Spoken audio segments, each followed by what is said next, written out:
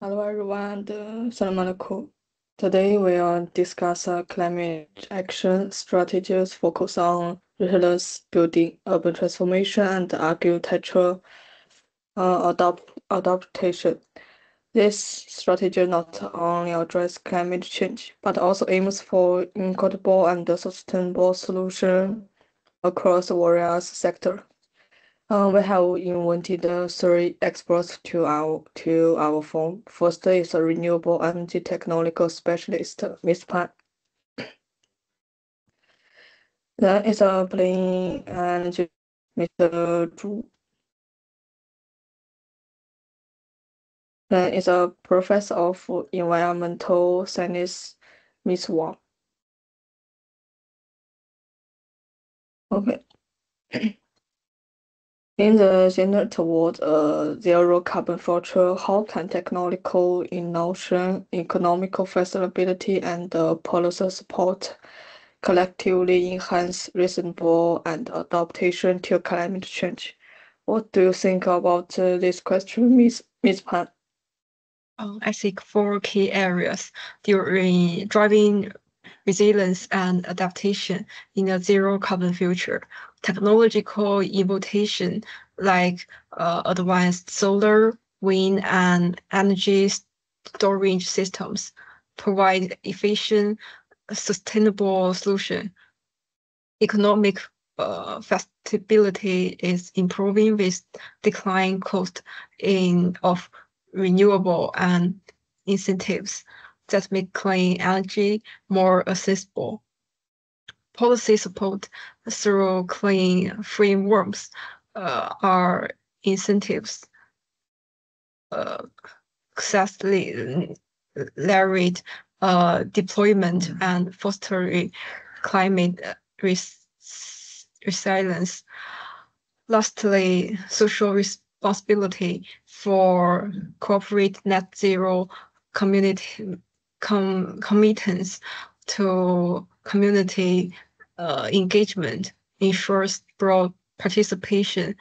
Together, these elements from a holistic approach to combating climate change will building a sustainable and resilient future. That's all. What's your value about this, Mr. Zhu? To reach zero carbon futures, technology and cost are very important for dealing with climate changes. Development in solar, wind, and others renewable energy is key. Both solar panels and the wind and turbines can get more clean energy into our power supply. This help us use this forcefully balance cut the population and make our energy more stable.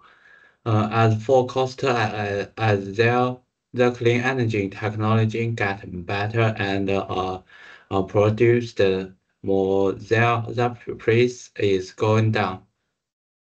This makes them cheap compared for fossil fuels. Some more people want to use them. For example, since solar PV is getting cheaper, more and more people around the world are installing it. What do you feeling about this issue, Ms. Wang? Integrate technology, economics, and policy through partnerships on the journey toward a zero carbon future. The discovery of carbon capture and storage skills had reduced carbon emissions in the industrial and energy sectors. Economically, establish a carbon trading market and sell the remaining carbon emissions to companies with large carbon emissions so as to reduce corporate carbon emissions. Policy support is important for governments to set and implement clear carbon neutrality targets. provide a long-term direction for companies, and it is also necessary to encourage companies to take environmental responsibility and reduce their carbon footprint by optimizing production methods. Based on the discussion of adaptation and resilience in building resilience, what lessons can help us more effectively integrate renewable energy technologies, economical incentives, and policy frameworks to celebrate the achievement of a zero carbon future? What about you think about this question, Miss Pan? I believe accelerating a zero carbon future requires integrating several key elements. First, renewable energy solution must be tailored to regional conditions, ensuring maximum efficiency and resilience. Second, economy incentives like subsidy and tax breaks can drive wide adoption of advanced technologies such as energy storage and smart grids. Third, strong policy frameworks are essential to support long-term investment and include climate resilient standards such as energy efficient building codes. Final community engagement and public-private participation are crucial for school solutions and fostering widespread participation. Together, these efforts will enable a suitable and resilient transition to a zero carbon future. How about you, Mr. Zhu?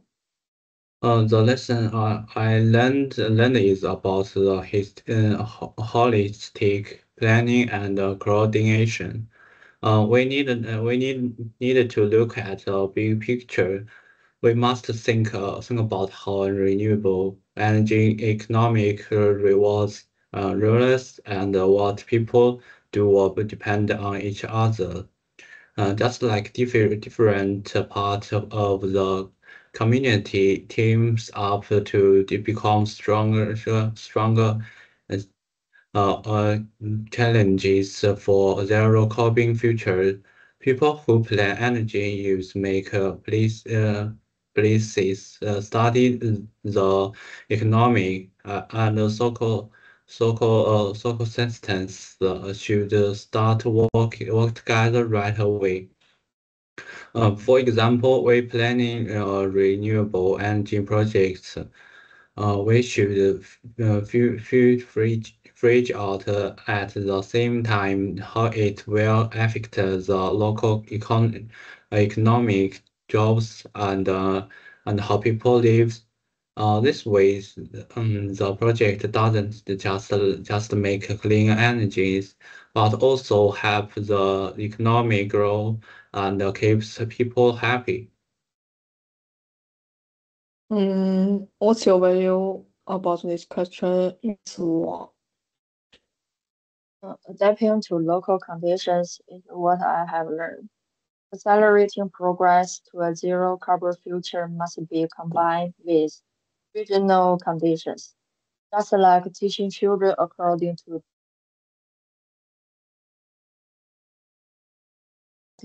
one for developing solar energy. Places close to the sea are suitable for developing tidal energy and so on. Maximum energy use can only be ensured if the implemented scheme is adapted to the created region. At the same time, considering the local economic conditions, renewable energy technology can be introduced through government subsidies in economically underdeveloped areas. Well, taxi incentives can be used to promote the popularization of renewable energy technology in economically developed areas.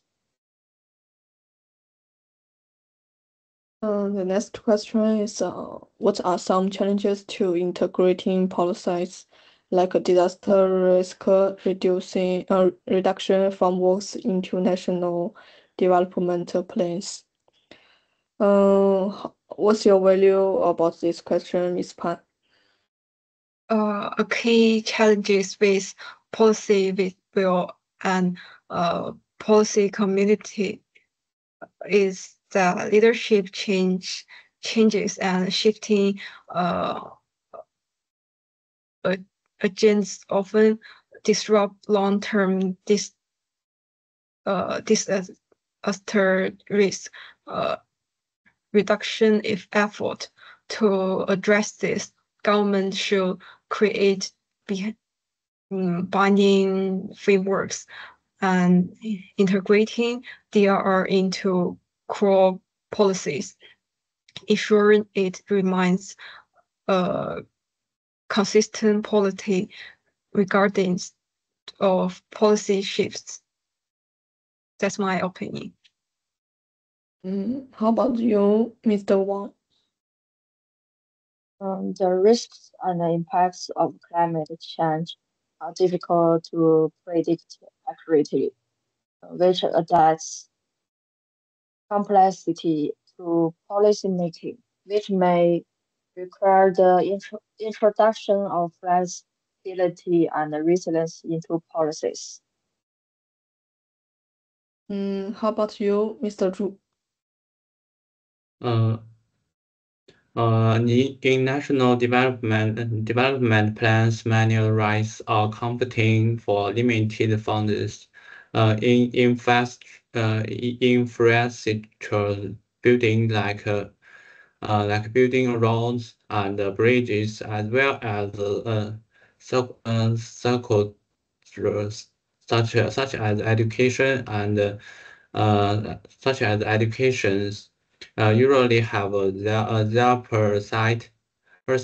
funding needs build get arrangement to implement the disaster risk reduction for framework. We also need money in activities like conduction and risk assessment, setting up early warning system, and carrying out mitigation projects such as building flow control decays and the earthquake resistor of the buildings or require really financial investment. Okay, that's all my idea.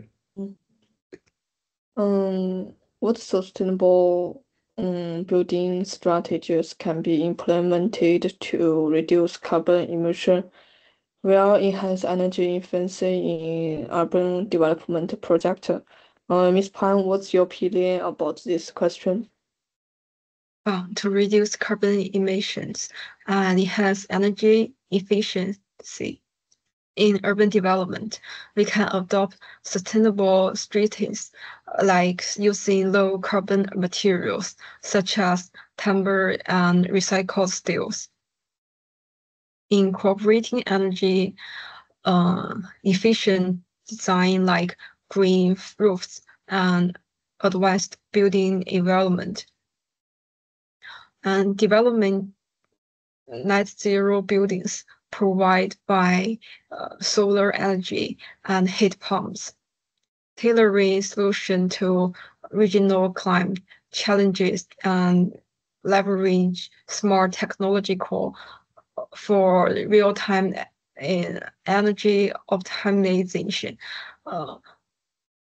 Further ensures sustainable and resilient urban growth. That's all. Ms. Pan highlighted the importance of green infrastructure, like green roads, advanced drainage systems, and tailored cooling system. How can this solution be made accessible in low-income urban areas? What's your opinion about this, Miss Wang? First, governments can provide financial subsidies to help low-income cities reduce the initial cost of implementing green infrastructure. Second, simple green infrastructure can be developed to reduce installation and maintenance costs. Local materials can also be used to build green infrastructure and reduce material costs.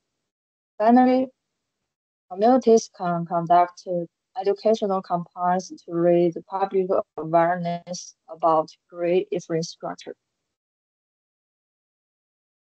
Miss Zhu, urban heat islands are a growing concern. What lessons can we learn from cities like Singapore to combat extreme heat sustainably? The urban heat island applicant has attracted the considerable attention with Singapore and Copenhagen for offering the valuable express in the right seat. Singapore focuses on urban planning, increasing plans and obtaining building design, while Copenhagen developments a compact urban form, prominent green buildings and renewable energy and buildings bicycle lanes. Both cities emphasize community participation and implement instruments in transportation and infrastructure to reduce cost usage to providing insight for maintaining in the head island applicant. We have implored the importance of community action, innovative urban designs, and architectural adaptation for building resilience against climate change. Where challenges remain, cooperation across sectors and borders is vital to ensuring a sustainable future. Thank you very much for taking the time participating in this forum. Your valuable contribution and brilliant insights have greatly enhanced our understanding of strategies to address climate change and inspired the new idea for promoting sustainable development. Thank you, guys. Thank you. Thank you. Thank you.